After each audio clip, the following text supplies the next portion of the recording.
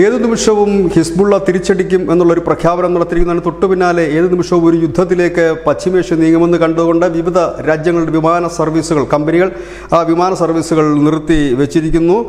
ഒപ്പം തന്നെ ഇറാൻ കൂടുതൽ ഡോക്ടർമാരെയും ആരോഗ്യ വിദഗ്ധരെയും മറ്റും ലെബനനിലേക്ക് അയച്ചിരിക്കുന്നു. കാരണം അവിടെ ഇറാൻ്റെ സ്ഥാനപതിയുടെ കണ്ണ് നഷ്ടപ്പെട്ടിരിക്കുന്നു. അദ്ദേഹം ഗുരുതരാവസ്ഥയിലാണെന്നുള്ള റിപ്പോർട്ടുകളും പുറത്തു വരുന്നത്. ഏതായാലും ഇറാനും വലിയ രീതിയിൽ തന്നെ സന്നാഹങ്ങൾ ഒരുക്കുന്നുണ്ട്. ഇതിനിടയിലാണ് ഈ വിമാന സർവീസുകൾ നിർത്തിവെച്ചതായി വിവിധ വിമാന കമ്പനികൾ അറിയിച്ചിരിക്കുന്നത്. News desk news India Malayalam.